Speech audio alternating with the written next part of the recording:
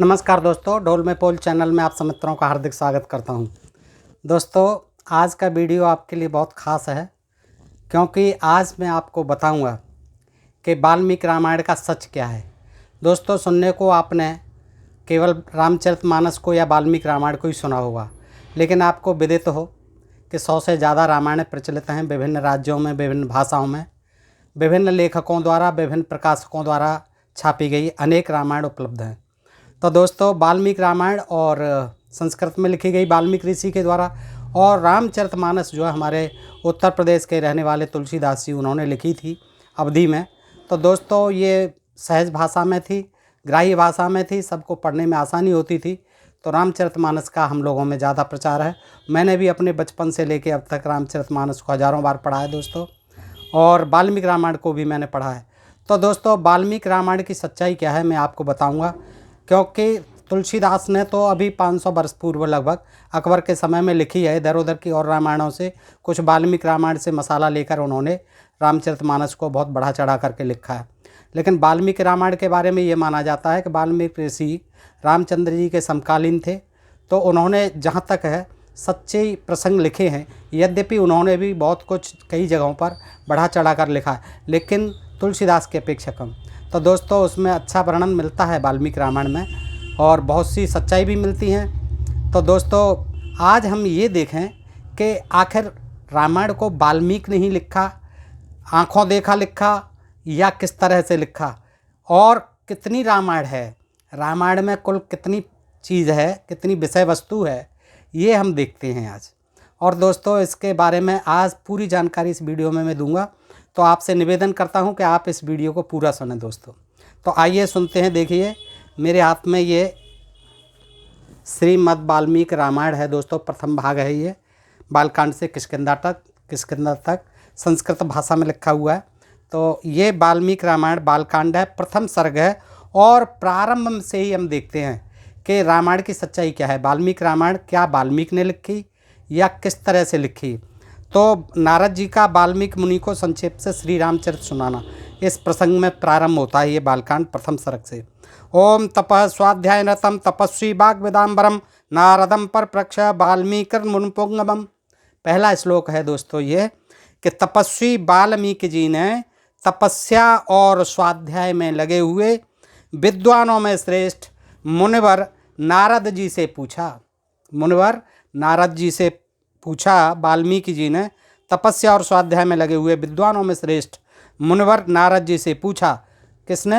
वाल्मीकि ऋषि ने। नारद जी आए थे उनके पास, तो उनसे पूछा कि हे मुने, इस समय संसार में गुणवान, वीर्यवान, धर्मज्ञ, उपकार मानने वाला, सत्य वक्ता और दृढ़ प्रतिज्ञ कौन है? ये वाल्मीकि जी ने प्रश्न पूछा। किससे? नारद मुनि से, कि हे मुनि, इस समय इस संसार में गुणवान, वीर्यवान, धर्मज्ञ, उपकार मानने वाला, सत्यवक्ता और दृढ़ प्रतिज्ञ कौन है?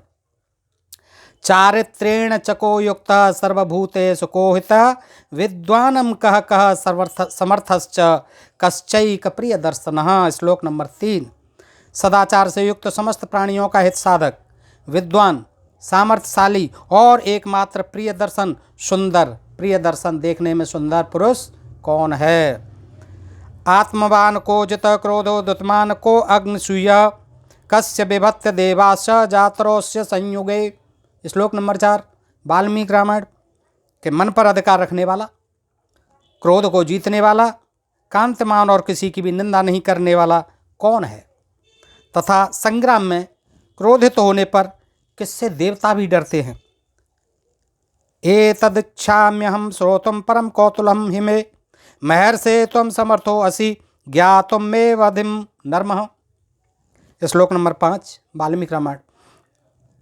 महर्षि, मैं यह सुनना चाहता हूँ, इसके लिए मुझे बड़ी उत्सुकता है, और आप ऐसे पुरुष को जानने में समर्थ हैं। आप जानते हैं क्योंकि आप तो तीनों लोकों में भ्रमण करते रहते हैं नारद जी। मुझे बताइए, आज संसार में इस समय कौन ऐसा वीर पुरुष है जो सब में श्रेष्ठ है? महर्षि वाल्मीकि इस वचन को सुनकर, मैं आपको हिंदी में ही सुनाता हूँ दोस्तों, बहुत समय हो जाएगा। महर्षि वाल्मीकि के इस वचन को सुनकर तीनों लोकों का ज्ञान रखने वाले नारद जी ने उन्हें संबोधित करके कहा, अच्छा सुनिए, और प्रसन्नतापूर्वक बोले।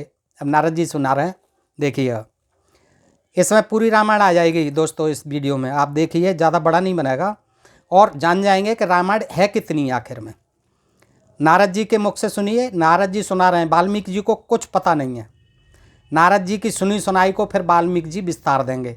तो देखिए नारद जी ने सुनाई है उनको। मुझे आपने जिन बहुत से दुर्लभ गुणों का वर्णन किया है, उनसे युक्त पुरुष को मैं विचार करके कहता हूँ, आप सुने। इक्ष्वाकु के वंश में उत्पन्न हुए एक ऐसे पुरुष हैं जो लोगों में राम नाम से विख्यात हैं। वाल्मीकि जी नहीं जानते थे, वाल्मीकि जी राम के बारे में कुछ नहीं जानते थे। अब वो बता रहे हैं नारद जी, देखिएगा। हम कहते हैं कि वाल्मीकि जी समकालीन थे, वाल्मीकि जी ने आंखों देखा, ऐसा कुछ नहीं था। वाल्मीकि जी बिल्कुल नहीं जानते थे राम के बारे में, उनके वंश के बारे में। अब देखिए नारद जी प्रारंभ होते हैं और सुना रहे हैं। इक्ष्वाकु के वंश में उत्पन्न हुए एक ऐसे पुरुष हैं जो लोगों में राम नाम से विख्यात हैं। वे ही मन को बस में रखने वाले, महाबलवान, कांतमान, धैर्यवान और जितेंद्रिय हैं। वे बुद्धिमान, नीतिज्ञ, वक्ता, शोभायमान तथा शत्रु संहारक हैं। उनके कंधे मोटे और भुजाएं बड़ी बड़ी हैं। कंधे मोटे हैं उनके, भुजाएं बड़ी बड़ी हैं। ग्रीवा शंख के समान है। अब बताइए, ग्रीवा जो है शंख के समान, शंख तो टेढ़ा मेढ़ा सा होता है, उनकी ग्रीवा टेढ़ी मेढ़ी थी। ग्रीवा शंख के समान और ठोड़ी मांसल है। ठोड़ी मांसल है, मांस से भरी हुई है ठोड़ी। महोरस को महेश्वासो गूढ़ जतुन्द्रनियम आजान बाहु सुसरा सुलटार सुविक्रम। श्लोक नंबर 10। उनकी छाती चौड़ी तथा धनुष बड़ा है। इसका मतलब वाल्मीकि जी ने राम जी को नहीं देखा। उनकी छाती चौड़ी, नारद जी बता रहे हैं, उनकी छाती चौड़ी और धनुष बड़ा है। अब शरीर का वर्णन हो रहा है, धनुष ले आई बीच में। उनकी छाती चौड़ी और धनुष बड़ा है। गले के नीचे की हड्डी मांस से छिपी हुई है। अब बताइए इसमें कौन सी विशेष बात कह रहे हैं? हड्डी मांस से तो पूरा शरीर ही कवर हो रहा है। उनके गले के नीचे की हड्डी हंसली मांस से छिपी हुई है। वे शत्रुओं का दमन करने वाले हैं। भुजाएं घुटने तक लंबी हैं। मस्तक सुंदर है, ललाट भव्य है और चाल मनोहर है। उनका शरीर अधिक ऊंचा या नाटा न होकर मध्यम है, सुडौल है। देह का रंग चिकना, देह का रंग चिकना है, सांवला सलोना श्याम वर्ण नहीं है, चिकना है। देखिए क्या रंग है, देह का रंग चिकना है। वे बड़े प्रतापी हैं। उनका वक्षस्थल भरा हुआ है, वक्षस्थल भरा हुआ है, खाली नहीं है। आँखें बड़ी बड़ी हैं, छोटी छोटी नहीं हैं। वे शोभायमान और शुभ लक्षणों से संपन्न हैं। ये राम जी के बारे में वर्णन कर रहे हैं, उनके शरीर का। धर्मज्ञ सत्य संगश्च प्रजानां च हितैरतः यशस्वी ज्ञान संपन्न सुचिर्वस्य समाधिमान। 12 नंबर श्लोक। धर्म के ज्ञाता, सत्य प्रतिज्ञ तथा प्रजा के हित साधन में लगे रहने वाले हैं। वे यशस्वी ज्ञानी, परम पवित्र, जितेंद्रिय और मन को एकाग्र रखने वाले हैं। प्रजापति के समान पालक, श्री संपन्न, वैर विध्वंसक और जीवों तथा धर्म के रक्षक हैं। जैसे नदियाँ समुद्र में मिलती हैं, उसी प्रकार सदा राम से साधु पुरुष मिलते रहते हैं। वे आर्य एवं सब में समान भाव रखने वाले हैं। आर्यों से भी प्रेम रखते हैं और सबसे प्रेम रखने वाले हैं। उनका दर्शन सदा ही प्रिय मालूम होता है। नारद जी भी आर्य और अनार्य जानते थे। राम को कह रहे हैं कि वे आर्य एवं सबसे समान भाव रखने वाले हैं। दोस्तों, हम लोगों ने पढ़ा नहीं है और सुनी सुनाई बातों पर हम मान के चलते हैं कि ये सच्ची हैं। जब हम पढ़ते हैं और दिमाग से पढ़ते हैं, गहनता से पढ़ते हैं, सूक्ष्म अवलोकन, सूक्ष्म निरीक्षण और परीक्षण करते हुए पढ़ते हैं, तब हमें किसी वस्तु के बारे में सच्चाई और उसकी मिथ्या, उसकी झूठेपन का हमें एहसास होता है, ज्ञान होता है। तो देखिए उसमें कितनी सच्चाई है, कितनी मिथ्या है, ये आप देखें। संपूर्ण गुणों से युक्त वे श्री रामचंद्र जी अपनी माता कौशल्या के आनंद बढ़ाने वाले हैं। गंभीरता में समुद्र और धैर्य में हिमालय के समान हैं। वे विष्णु भगवान के समान बलवान हैं। उनका दर्शन चंद्रमा के समान मनोहर प्रतीत होता है। वे क्रोध में कालाग्नि के समान और क्षमा में पृथ्वी के सदृश हैं।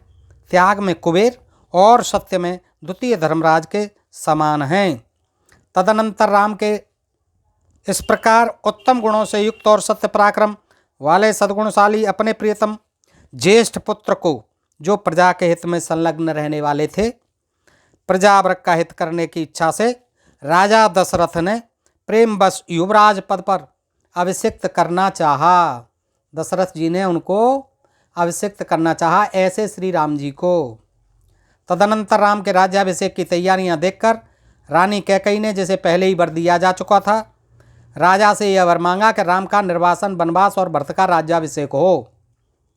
22 नंबर श्लोक। राजा दशरथ ने सत्य वचन के कारण धर्म बंधन में बंधकर प्यारे पुत्र राम को वनवास दे दिया। कैकेयी का प्रिय करने के लिए पिता की आज्ञा के अनुसार उनकी प्रतिज्ञा का पालन करते हुए वीर रामचंद्र वन को चले। तब सुमित्रा के आनंद बढ़ाने वाले विनयशील लक्ष्मण जी ने भी, जो अपने बड़े भाई राम को बहुत ही प्रिय थे, अपने सुबंधुत्व का अच्छे भाई का परिचय देते हुए स्नेहवश वन को जाने वाले बंधुवर राम का अनुसरण किया। वो भी, लक्ष्मण जी भी राम के साथ चल दिए। और जनक के कुल में उत्पन्न सीता भी, जो अवतीर्ण हुई थी देवी माया की भांति सुंदरी, समस्त शुभ लक्षणों से विभूषित स्त्रियों में उत्तम, राम के प्राणों के समान प्रियतमा पत्नी तथा सदा ही पति का हित चाहने वाली रामचंद्र के पीछे चली सीता जी। जैसे चंद्रमा के पीछे रोहिणी चलती है, उस समय पिता दशरथ ने अपना सारथी भेजकर और प्रवासी मनुष्यों ने स्वयं साथ जाकर दूर तक उनका अनुसरण किया। पहुंचाने गए जंगल में नगरवासी भी। फिर श्रृंगवेरपुर में गंगा तट पर अपने प्रिय निषाद राज गुहा के पास पहुंचकर धर्मात्मा श्री रामचंद्र जी ने सारथी को अयोध्या के लिए विदा कर दिया, सारथी को वापस कर दिया। श्रृंगवेरपुर में पहुंचकर गंगा तट पर और निषाद राज गुहा के पास पहुंचकर निषाद 31 नंबर श्लोक पे प्रश्न नंबर 29। निषाद राज गुहा लक्ष्मण और सीता के साथ राम ये चारों एक वन से दूसरे वन में गए। इसमें गंगा पार उतारने का कोई प्रकरण नहीं है दोस्तों, देखिएगा ये चल रही है, नारद जी सुना रहे हैं। निषाद राज गुहा लक्ष्मण और सीता के साथ राम ये चारों एक वन से दूसरे वन में गए।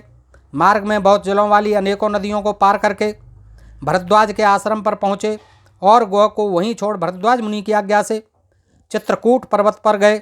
वहाँ वे तीनों देवता और गंधर्वों के समान वन में नाना प्रकार की लीलाएं करते हुए एक रमणीय पर्णकुटी बनाकर उसमें सानंद रहने लगे। पर्णकुटी बना ली, पर्णकुटी से आप समझते ही होंगे झोंपड़ी बना ली। राम के चित्रकूट चले जाने पर पुत्र शोक से पीड़ित राजा दशरथ उस समय पुत्र के लिए उसका नाम ले लेकर विलाप करते हुए स्वर्गवासी हो गए। 32वां श्लोक। उनके स्वर्गागमन के पश्चात वशिष्ठ आदि प्रमुख ब्राह्मणों द्वारा राज्य संचालन के लिए नियुक्त किए जाने पर भी महाबली वीर भरत ने राज्य की कामना न करके पूज्य राम को प्रसन्न करने के लिए वन को ही प्रस्थान किया। भरत जी चल दिए लेवाने के लिए वापस राम जी को। वहाँ पहुंचकर सद्भावना व्यक्त भरत जी ने अपने बड़े भाई सत्य प्रक्रमी महात्मा राम से याचना की और यों कहा, धर्मज्ञ आप ही राजा हो, परंतु महान यशस्वी परम उदार प्रसन्न मुख महाबली राम ने भी पिता के आदेश का पालन करते हुए राज्य की अभिलाषा न की और उन भरताग्रज ने राज्य के लिए न्यास चिन्ह रूप में, उनके ट्रस्ट के रूप में, ट्रस्टी रूप में अपनी खड़ाऊं भरत को देकर उन्हें बार बार आग्रह करके लौटा दिया। ये ले जाइए मेरी चरण पादुका, इनके ऊपर सिंहासन पर रखकर आप राज कीजिए। अपनी अपूर्ण इच्छा को लेकर ही भरत ने राम के चरणों का स्पर्श किया और राम के आगमन की प्रतीक्षा करते हुए वे नंदग्राम में राज करने लगे कि देखो जब कब आएंगे 14 साल बाद, तब तक वो राज करने लगे भरत जी। भरत के लौट आने पर सत्य प्रतिज्ञ जितेंद्रिय श्रीमान राम ने वहाँ पर पुनः नागरिक जनों का आना जाना देखकर उनसे बचने के लिए एक भाव से दंडकारण्य में प्रवेश किया। उस महान वन में पहुँचने पर कमल लोचन राम ने विराध नामक राक्षस को मारकर सर्वंग, सुतीक्षण, अगस्त मुनि तथा अगस्त के भ्राता का दर्शन किया। इन मुनियों से मिल रहे हैं। फिर अगस्त मुनि के कहने से उन्होंने इंद्रधनुष, एक खड़ग और 2 तूणीर जिसमें बाण कभी नहीं घटते थे, प्रसन्नतापूर्वक ग्रहण किए। यानी ये मुनियों ने दिए, अगस्त मुनि के कहने से। अगस्त मुनि ने दिए इंद्रधनुष, एक खड़ग और 2 तूणीर जिसमें बाण रखे जाते हैं। उसमें बाण कभी घटते ही नहीं थे, बनते रहते, ख़त्म नहीं होते थे। ये मुनियों ने दिए उनको। अब मुनियों के पास हथियार रहते होंगे। श्लोक नंबर 43। एक दिन वन में वनचरों के साथ रहने वाले श्री राम के पास असुर तथा राक्षसों के वध के लिए निवेदन करने को वहाँ के सभी ऋषि आए। सभी ऋषि आए रामचंद्र जी के पास कि हमारे इन राक्षसों से हमें मुक्त कराओ, ये बहुत परेशान करते हैं। उसी समय वन में श्री राम ने दंडकारण्यवासी अग्नि के समान तेजस्वी ऋषियों को राक्षसों के मारने का वचन दिया और संग्राम में उनके वध की प्रतिज्ञा की। अग्नि के समान तेजस्वी ऋषियों को राक्षसों के मारने का वचन दिया और संग्राम में उनके वध की प्रतिज्ञा की कि मैं मार दूंगा इन सबको, संग्राम की प्रतिज्ञा भी करता हूँ। वहीं रहते हुए श्री राम ने इच्छानुसार रूप बनाने वाली जन स्थान निवासिनी शूर्पणखा नाम की राक्षसी को लक्ष्मण के द्वारा उसकी नाक कटवाकर कुरूप कर दिया। श्लोक नंबर 46। वहाँ रहते हुए ही उन्होंने लक्ष्मण के द्वारा लक्ष्मण को भड़काकर शूर्पणखा के खिलाफ उसकी नाक कान कटवा दिए। तब शूर्पणखा के कहने से चढ़ाई करने वाले सभी राक्षसों को और खरदूषण, त्रिसरा और उनके पृष्ठपोषक असुरों को राम ने युद्ध में मार डाला। उस वन में निवास करते हुए उन्होंने, अब जंगल में गए थे वनवास होने के लिए, वहाँ वीरता दिखा रहे हैं, राजा अपना क्षत्रिय तो दिखा रहे हैं, किनको, जंगल के वासियों को, उन्हें मार रहे हैं। उसके नाक कान काट डाले शूर्पणखा के और उसके भाइयों को मार डाला। दोस्तों, अब गए तो वन में थे, ये काम क्यों किया? क्योंकि उन्होंने, ब्राह्मणों ने, क्षत्रियों ने, उन्होंने ऋषियों ने भड़काया और उनको मरवाना था वनवासियों को। तो दोस्तों, उस वन में निवास करते हुए उन्होंने जन स्थानवासी, देखिए जनजातियाँ थीं, वो जन स्थानवासी जंगल में रहने वाले लोग थे, बेचारे अपना टाइम पास करते थे, लेकिन उन ब्राह्मणों के कर्मों को देख करके वो उन्हें रोकते थे कि ये पशु यज्ञ मत करिए, आप यज्ञों में पशुओं की यज्ञ करते थे। और वो भारतीय थे, मूल भारतीय थे, मूल निवासी थे, तो रोकते थे उन्हें, आर्यों को। तो उन्होंने, आर्यों ने राम को भड़का करके उन्हें मरवा दिया। 14,000 राक्षसों का वध किया। बताइए, अब 14,000 राक्षसों का वध करने के लिए राम जी गए थे, फिर लंका में मारेंगे, तो ये उन्होंने, राम जी ने अवतार लिया था राक्षसों को मारने के लिए। तदनंतर अपने कुटुंब का वध सुनकर रावण नाम का राक्षस क्रोध से मूर्छित हो उठा और उसने मारीच राक्षस से सहायता मांगी। अब पता नहीं, कहीं ऐसा विवरण नहीं मिलता कि उन राक्षसों ने इनका क्या बिगाड़ा था, कितने ऋषियों को मारा था, क्या करते थे वो, अपराध क्या करते थे, ऐसा कुछ नहीं है। वो शूर्पणखा आती है, कहती है कि आप बहुत सुंदर हैं, मुझसे शादी कर लो, उसके नाक कान काट देते हैं। अरे भाई, ऐसा क्या है, आप 3 थे, अकेली शूर्पणखा स्त्री थी, वो आप लोगों का क्या बिगाड़ पाती, और आपने जो उनके नाक कान काट डाली है। दोस्तों, ये था इनका राम जी का और लक्ष्मण जी का और सीता जी का यहाँ कृत्य। देखिएगा आप। यद्यपि मरीच ने यह कह कर रावण उस समय बलवान, राम के साथ तुम्हारा विरोध ठीक नहीं है, मामा मारीच ने कहा। मारीच राक्षस से सहायता मांगी।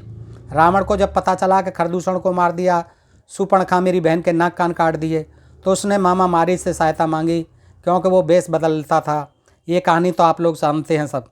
यद्यपि मारीच ने यह कहकर कि रावण, उस बलवान राम के साथ तुम्हारा विरोध ठीक नहीं है, रावण को अनेकों बार मना किया, परंतु काल की प्रेरणा से रावण ने मारीच के वाक्यों को टाल दिया और उसके साथ ही राम के आश्रम पर गया।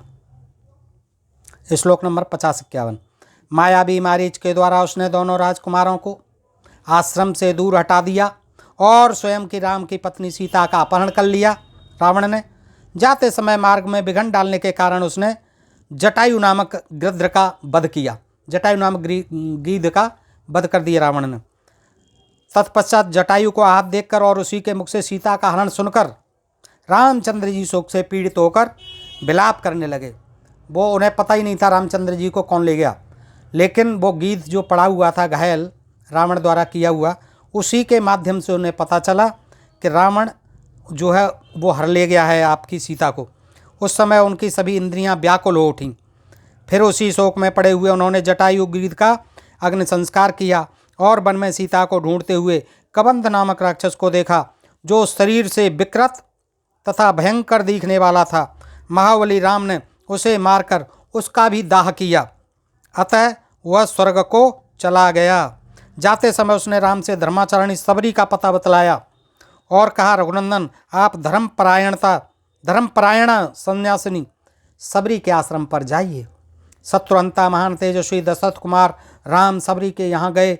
उसने उनका भलीभांत पूजन किया। फिर वे पंपासर के तट पर हनुमान नामक बानर से मिले और उन्हीं के कहने से सुग्रीव से भी मेल किया। तदनंतर महाबलवान राम ने आदि से ही लेकर जो कुछ हुआ था वह और विशेषतः सीता का वृतांत सुग्रीव से कह सुनाया। बानर सुग्रीव ने राम की सारी बातें सुनकर उनके साथ प्रेम पूर्वक अग्नि को साक्षी बनाकर मित्रता की। उसके बाद बानरराज सुग्रीव ने स्नेहवश बाली के साथ बैर होने की बातें राम से दुखी होकर बतलाईं। सुग्रीव ने अपने भाई बाली से बैर की बातें बतलाईं दुखी होकर। उस समय राम ने बाली को मारने की प्रतिज्ञा की। तब बानर सुग्रीव ने वहाँ बाली के बल का वर्णन किया, बताया कि बहुत बली है। क्योंकि सुग्रीव को राम के बल के विषय में बराबर शंका बनी रहती थी। राम की प्रतीत के लिए उन्होंने दुंदुभी दैत्य का महान पर्वत के समान विशाल शरीर दिखलाया। राम को भरोसा हो जाए, बलि का विशाल शरीर, दुंदुभी दैत्य का महान पर्वत के समान विशाल शरीर दिखलाया दुंदुभी दैत्य का। महाभव श्री राम ने तनिक मुस्कुराकर उस अस्त्र समूह को देखा और पैर के अंगूठे से उसे 10 योजन दूर फेंक दिया। देखिए, महाभाव श्री राम ने तनिक मुस्कुराकर उस अस्त्र समूह को देखा। दुंदुभी दैत्य का महान पर्वत के समान विशाल शरीर पड़ा हुआ था, उसको अंगूठे से ही 10 योजन दूर फेंक दिया रामचंद्र जी ने। 10 योजन 40 कोस दूर फेंक दिया। फिर एक ही महान बाण से उन्होंने अपना विश्वास दिलाते हुए 7 ताल वृक्षों को और पर्वत तथा रसातल को बींध डाला। अब दिखा रहे हैं सुग्रीव को अपना बल, उसको जो है फेंक दिया और फिर एक महान बाण से उन्होंने अपना विश्वास दिलाते हुए 7 ताल के वृक्षों को और पर्वतों को रसातल को बींध डाला, घायल कर दिया। तदनंतर राम के इस कार्य से महाकप सुग्रीव मन ही मन प्रसन्न हुए और उन्हें राम पर विश्वास हो गया। फिर वे उनके साथ किष्किंधा गुहा में गए। वहाँ पर सुवर्ण के समान पिंगल वर्ण वाले वीरवर सुग्रीव ने गर्जना की। उस महानाद को सुनकर वानरराज बाली अपनी पत्नी तारा को आश्वासन देकर तत्काल घर से बाहर निकला और सुग्रीव से भिड़ गया। वहाँ राम ने बाली को एक ही बाण से मार गिराया। सुग्रीव के कथनानुसार उस संग्राम में बाली को मारकर उसके राज्य पर राम ने सुग्रीव को ही बिठा दिया। अब यहाँ देखिए, ये बातें नहीं है कि उन्होंने छिप कर के मारा, किस तरह से मारा। वो निकल के आया और रामचंद्र जी ने बाली को एक ही बाण से मार गिराया। बाली को सुग्रीव के कथनानुसार उस संग्राम में बाली को मारकर उसके राज्य पर राम ने सुग्रीव को ही बिठा दिया। तब उन वानरराज ने भी सभी वानरों को बुलाकर जानकी का पता लगाने के लिए उन्हें चारों दिशाओं में भेजा कि अब जाइए, आप, मैं राजा बन गया, बाली मर गया और आप सब वानर आइए और जाइए सीता का पता लगाइए। तत्पश्चात संपाति नाम के गीध ने कहने से बलवान हनुमान जी 100 योजन विस्तार वाले 4 समुद्र को कूद के लांग गए। 100 योजन विस्तार वाले यानी 400 कोस 800 मील वाले समुद्र को कूद कर लांग गए हनुमान जी। देखिए, वहाँ रावण पालित लंकापुरी में पहुंचकर उन्होंने अशोक वाटिका में सीता को चिंतामग्न देखा। तब उन विदेह नंदिनी को अपनी पहचान देकर राम का संदेश सुनाया और उन्हें सांत्वना देकर उन्होंने वाटिका का द्वार तोड़ डाला। फिर 5 सेनापतियों और 7 मंत्री कुमारों की हत्या कर वीर अक्षय कुमार का भी कचूमर निकाल दिया। इसके बाद वे जानबूझकर पकड़े भी गए। ब्रह्मा जी के वरदान से अपने को ब्रह्मपाश से छूटा हुआ जानकर भी वीर हनुमान जी ने अपने को बांधने वाले उन राक्षसों का अपराध स्वेच्छानुसार सह लिया। बांध लिए गए लंका में हनुमान जी। तत्पश्चात मिथिलेश कुमारी सीता के अतिरिक्त समस्त लंका को जलाकर, वे महाकप सीता के स्थान को नहीं जलाया, अशोक वाटिका को, बाकी सारी लंका जला दी। और महाकपि हनुमान जी राम को प्रिय संदेश सुनाने के लिए लंका से लौट आए। यहाँ राम सीता से कोई भेंट नहीं की है, उनकी अशोक वाटिका को नहीं जलाया, लंका को जला करके वापस लौट आए। अपरमित बुद्धिशाली हनुमान जी ने वहाँ जा महात्मा राम की प्रदक्षिणा करके यों सत्य निवेदन किया, मैंने सीता जी का दर्शन किया है। इसके अनंतर सुग्रीव के साथ भगवान राम ने महासागर के तट पर जाकर सूर्य के समान तेजस्वी बाणों से समुद्र को क्षुब्ध किया। भगवान राम ने महासागर के तट पर जाकर सूर्य के समान तेजस्वी बाणों से समुद्र को क्षुब्ध किया, यानी परेशान किया। तब नदीपत समुद्र ने अपने को प्रकट कर दिया। समुद्र जी आ गए ब्राह्मण का रूप रख के। फिर सीता के मिलने पर राम को बड़ी दिया। फिर समुद्र के कहने से राम ने नल से पुल निर्माण कराया। रामचंद्र जी नहीं जानते थे ये बात, नल समुद्र ने बताया। ब्राह्मण रूप रख के आया समुद्र, उसने बताया कि आपकी सेना में ये नल नील 2 भाई हैं, ये मेरे ऊपर समुद्र बांधने में कुशल हैं, इंजीनियर हैं, आप इनसे क्यों नहीं बनवा रहे? नल बनवाइए, मुझे मन सुखाइए महाराज, मुझ पर कृपा कीजिए, मेरे अंदर तो तमाम जीव जंतु मर जाएंगे, आप इसे मुझे मन सुखाइए। तब जाके उन्होंने बताया, समुद्र जी ने, रामचंद्र जी को उनके बारे में नहीं पता था। उसी पुल से तब नदीपत समुद्र ने अपने को प्रकट कर दिया। फिर समुद्र के कहने से राम ने नल से पुल का निर्माण कराया। उसी पुल से लंकापुरी में जाकर रावण को मारा। फिर सीता के मिलने पर राम को बड़ी लज्जा हुई, मार दिया रावण को। और सीता से मिलने पर बड़ी लज्जा हुई राम को। तब भरी सभा में सीता के प्रति वे मरमभेदी वचन कहने लगे। भरी सभा में मरमभेदी वचन कहने लगे, रहस्य भरे वचन कहने लगे। उनकी इस बात को न सहने सकने के कारण साध्वी सीता अग्नि में प्रवेश कर गई। उनके वचन जो है सीता जी को अप्रसन्न करने वाले थे, अच्छे नहीं लगे, नाराज़ करने वाले थे। उनकी सतीत्व पर, उनके अस्तित्व पर दाग लगाने वाले थे, कलंकित करने वाले थे। तो इस बात को न सह सकने के कारण साध्वी सीता अग्नि में प्रवेश कर गईं, लंका जीतने के बाद पहुंच करके। इसके बाद अग्नि के कहने से उन्होंने सीता को निष्कलंक माना, निष्कलंक मान लिया। अग्नि ने कह दिया कि निष्कलंक हैं ये। महात्मा रामचंद्र जी के इस महान कर्म से अग्नि परीक्षा से, ये महान कर्म था राम जी का, देवता और ऋषियों सहित चराचर त्रिभुवन संतुष्ट हो गया। फिर सभी देवताओं से पूजित होकर, सभी देवताओं ने पूजा की राम जी की कि आप महान हैं। बहुत ही प्रसन्न हुए राम जी और राक्षस राज विभीषण को लंका के राज्य पर अभिषिक्त करके कृतार्थ हो गए। विभीषण को, रावण को मार के रावण लंका का राज्य दे दिया। विभीषण जी वहाँ राजा बन गए और विभीषण जी धन्य हो गए। उस समय निश्चिंत होने के कारण उनके आनंद का ठिकाना ना रहा। अब राजा बन गए तो आनंद का तो ठिकाना रहेगा ही नहीं। विभीषण जी आपने भाई को मरवा दिया अपने इस राज्य के लिए। यह सब हो जाने पर राम देवताओं से वर पाकर और मरे हुए वानरों को जीवन दिलाकर अपने सभी साथियों के साथ पुष्पक विमान पर चढ़कर अयोध्या के लिए चल दिए। भरद्वाज मुनि के आश्रम पर पहुंचकर सबको आराम देने वाले सत्य पराक्रमी राम ने भरत के पास हनुमान को भेजा। पहले हनुमान को भेजा है अयोध्या, वो ठहरे हुए हैं भरद्वाज मुनि के आश्रम पर। फिर सुग्रीव के साथ कथा वार्ता करते हुए पुष्पकारूढ़ हो वे नंदीग्राम को गए। सुग्रीव के साथ निष्पाप रामचंद्र जी ने नंदग्राम में अपनी जटा कटाकर भाइयों के साथ सीता को पाने के अनंतर पुनः अपना राज्य प्राप्त किया। नंदग्राम में अपनी जटा कटा दी और भाइयों के साथ सीता को पाने के अनंतर पुनः अपना राज्य प्राप्त कर लिया। अब राम के राज्य में लोग प्रसन्न, सुखी, संतुष्ट, पुष्ट, धार्मिक और रोग व्याधि से मुक्त रहेंगे। उन्हें दुर्भिक्ष का भय न होगा। अब तो राम राज्य आ जाएगा। कोई कहीं भी अपने पुत्र की मृत्यु नहीं देखेंगे। स्त्रियां विधवान होंगी, सदा ही पतिव्रता होंगी।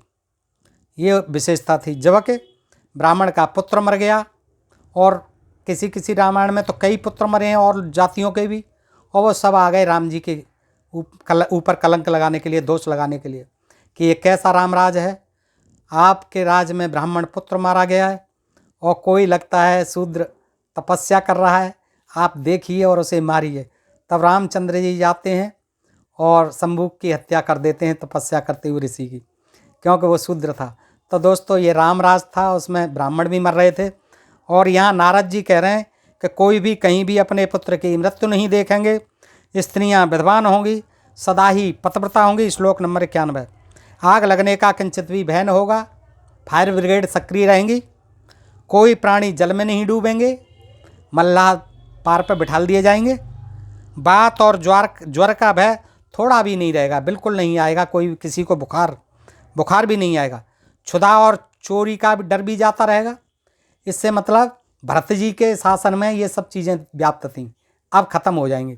भरत जी के राज में क्षुधा से मरते थे लोग, भूखे मरते थे, चोरी का डर भी रहता था, चोरियां भी होती थीं।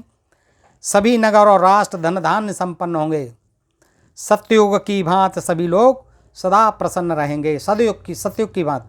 और नारद जी सतयुग में ही पैदा हुए थे, अब त्रेता युग में भी पैदा हो गए और ये द्वापर युग में भी पैदा हुए, लेकिन अब कोई देवी देवता और नारद जी सब अंतर्ध्यान हो गए। ये कलयुग में वैज्ञानिक युग आ गया है, अब इसमें कोई नहीं आ रहा है दोस्तों।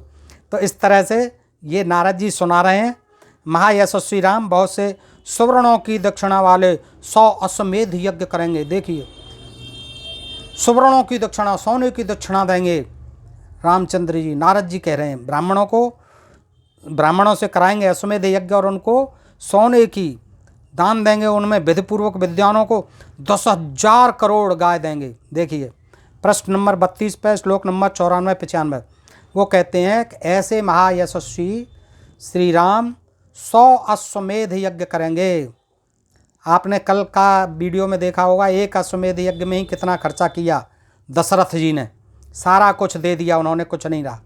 अब रामचंद्र जी पुनः ऐसे 100 अश्वमेध यज्ञ करेंगे जिसमें विधिपूर्वक विद्वानों को 10,000 करोड़ यानी 1 खरब गाय देंगे और ब्राह्मणों को अपरिमित धन देंगे तथा 100 गुने राजवंशों की स्थापना करेंगे। 100 गुने राजवंशों की स्थापना करेंगे। संसार में चारों वर्णों को वे अपने अपने धर्म में नियुक्त रखेंगे। इतना अनुशासन रखेंगे कि सब अपने चारों वर्ण अपने अपने कर्मों पर दृढ़ रहिए, दृढ़ प्रतिज्ञ रहिए, आस्थावान रहिए। और तुम्हारे वर्णों के लिए जो जो काम नियत किए गए हैं, जो जो दंड विधान दिए गए हैं, नियत किए गए हैं, वो सब झेलते रहिए और सेवा करते रहिए। फिर 11,000 वर्षों तक राज्य करने के अनंतर श्री रामचंद्र जी अपने परम धाम को पधारेंगे।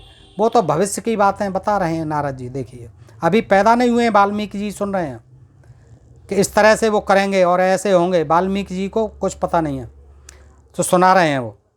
इस फिर 11,000 वर्षों तक राज करने के अंतर श्री राम जी अपने परम धाम को पधारेंगे, यानी अपने लोक को चले जाएंगे, यानी ये शरीर छोड़ जाएंगे।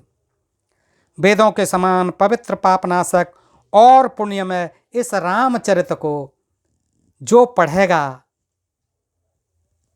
वह सब पापों से मुक्त हो जाएगा। कितने ही मर्डर करे, कितने ही अपराध करे, चोरी करे, जुल्म करे, बेईमानी करे, चोरी करे, अपहरण करे, सब पापों से मुक्त हो जाएगा। बस इस रामचरित को सुन ले और पढ़ ले, सबके पापों से, सारे पापों से मुक्ति मिल जाएगी।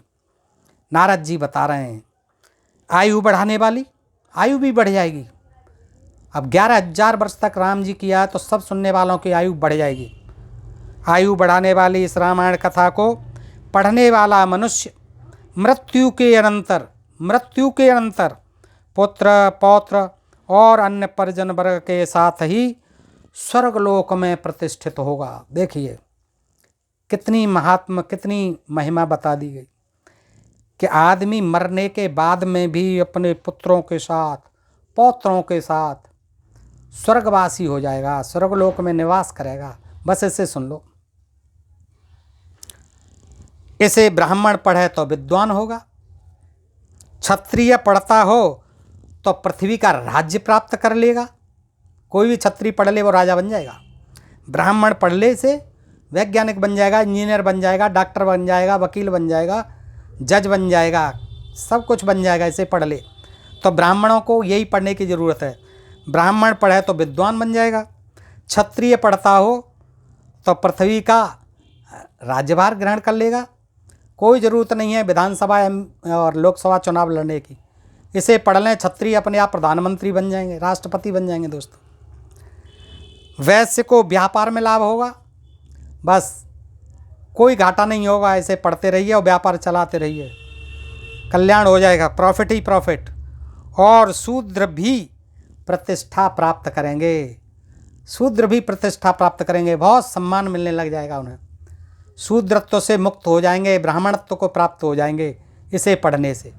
लेकिन ऐसा संभव नहीं है दोस्तों, कितना ही पढ़ लें। शूद्रन गुणगण ज्ञान प्रवीणा, पूजिय विप्र जो वेद विहीना। तो ये नारद जी गलत कह रहे हैं। आज नारद जी देखें तो आज भी वही दशा है शूद्रों की, कि शूद्र कितना ही इस वाल्मीकि रामायण को पढ़े मेरा जैसा, और कितनी ही रामचरितमानस पढ़े। मैं बचपन से पढ़ रहा हूँ, मुझे कौन सा ब्राह्मणत्व मिल गया है, मैं शूद्र का शूद्र ही हूँ। दोस्तों आगे देखिएगा, ये ख़त्म है, इतनी ही सुनाई है। लेकिन थोड़ा सा प्रसंग आप सुन लें कि वाल्मीकि ने ये रामायण कैसे लिखी। तो ये छोटी सी और है इसके पीछे कहानी, आप उसको सुन लें। कि देवर्ष नारद जी के उपयुक्त वचन सुनकर वाणी विशारद धर्मात्मा ऋषि वाल्मीकि जी ने अपने शिष्यों सहित इस महामुनि का पूजन किया। नारद जी का वाल्मीकि जी से यथावत सम्मानित हो देवर्षि नारद जी ने जाने के लिए उनसे आज्ञा मांगी, और उनसे अनुमति मिल जाने पर वे आकाश मार्ग से चले गए। वो तो आकाश मार्ग से ही जाते थे, पता नहीं कैसी शक्ति थी नारद जी में कि आकाश में उड़ते थे या पैदल चलते थे। जहाज़ तो था नहीं उनके पास कोई, आकाश मार्ग से विचरित होते थे वो। उनके देवलोक पधारने के 2 घड़ी बाद वाल्मीकि जी तमसा नदी के तट पर गए, जो गंगा जी से अधिक दूर नहीं थी। तमसा के तट पर पहुंचकर वहाँ के घाट कीचड़ से रहित थे। मुनि ने अपने पास खड़े हुए शिष्य से कहा, भरद्वाज देखो, यहाँ का घाट बड़ा सुंदर है, इसमें कीचड़ का नाम नहीं है। यहाँ का जल वैसा ही स्वच्छ है जैसा सत्पुरुष का मन होता है। तात यहाँ कलश रख दो, मुझे मेरा बलकल दो, मैं तमसा के इसी उत्तम तीर्थ में स्नान करूँगा। महात्मा वाल्मीकि के ऐसा कहने पर नियम परायण शिष्य भरद्वाज ने अपने गुरु मुनिवर वाल्मीकि को बलकल वस्त्र दे दिया। शिष्य के हाथ से बलकल वस्त्र लेकर वे जितेंद्रिय मुनि वहाँ के विशाल वन की शोभा देखते हुए सब ओर विचरने लगे। उनके पास ही क्रौंच पक्षियों का एक जोड़ा, जो कभी एक दूसरे से अलग नहीं होता था, पक्षियों का जोड़ा क्रौंच का विचर रहा था। वे दोनों पक्षी बड़ी मधुर बोली बोल रहे थे। भगवान वाल्मीकि ने पक्षियों के उस जोड़े को देखा। यहाँ देखिए भगवान जी हो गए वाल्मीकि जी भी।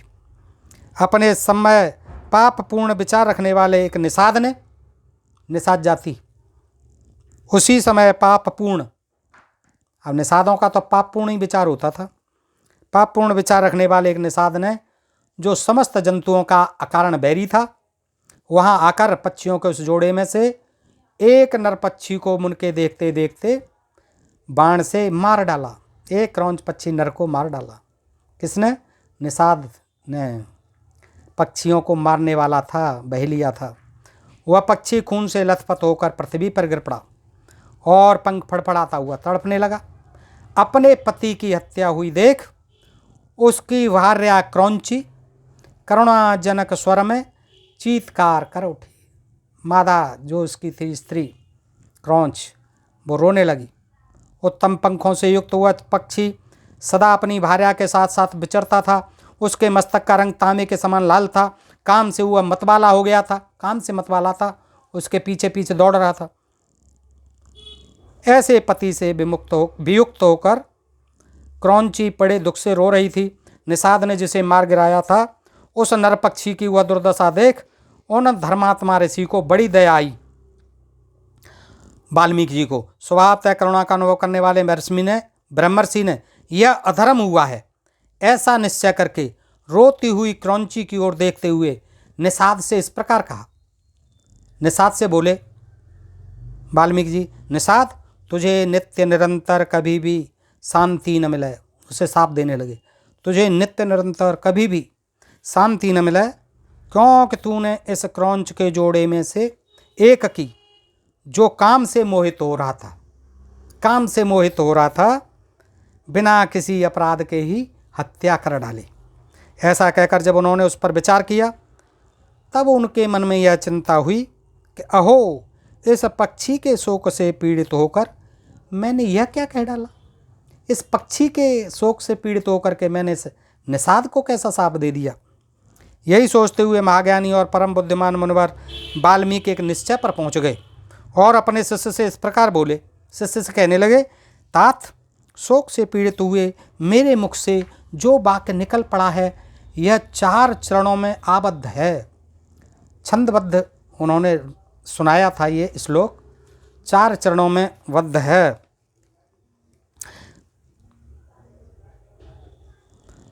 तस्येत्थं ब्रुवत्संता बभूव हृद वीक्षितः शोकार्तेनाश शकुने किमिदं व्याहृतं मया। 16वां श्लोक, द्वितीय सर्ग।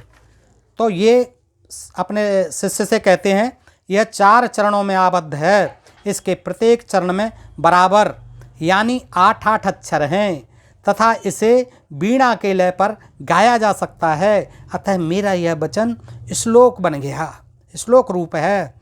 श्लोक नामक छंद में आबद्ध काव्य रूप या यशः स्वरूप होना चाहिए, अन्यथा नहीं। पूछ रहे हैं कि ये छंद होना चाहिए कि नहीं, श्लोक होना चाहिए कि नहीं। मैंने देखी छंदबद्ध 4 लाइनें मेरे मुंह से निकल गई हैं। यानी एक छोटी सी उन्होंने 4 पंक्ति की, जिसे आजकल हम मुक्तक कहते हैं, मुक्तक बोल दिया संस्कृत में। अब उसको कह रहे हैं ये तो वीणा पे गाया जा सकता है। तो मुनि की यह उत्तम बात सुनकर उसके शिष्य भरद्वाज को बड़ी प्रसन्नता हुई और उन्होंने इसका समर्थन करते हुए कहा, हाँ, आपका यह वाक्य श्लोक रूप ही होना चाहिए। शिष्य के इस कथन से मन को विशेष संतोष हुआ। तत्पश्चात उन्होंने उत्तम तीर्थ में विधिपूर्वक स्नान किया और उसी विषय का विचार करते हुए वे आश्रम की ओर लौट पड़े। फिर उनका विनीत एवं शास्त्रज्ञ शिष्य भरद्वाज भी वह जल से भरा हुआ कलश लेकर गुरुजी के पीछे पीछे चला और फिर वहाँ उसी समय ब्रह्मा जी आ गए। ब्रह्मा जी उनकी मनस्थिति को समझकर हंसने लगे। ब्रह्मा जी पैदा हो गए वहाँ और मुनिवर वाल्मीकि से इस प्रकार बोले, ब्रह्मन, तुम्हारे मुँह से निकला हुआ यह छंदोबद्ध वाक्य श्लोक रूप ही होगा। इस विषय में तुम्हें कोई अन्यथा विचार नहीं करना चाहिए।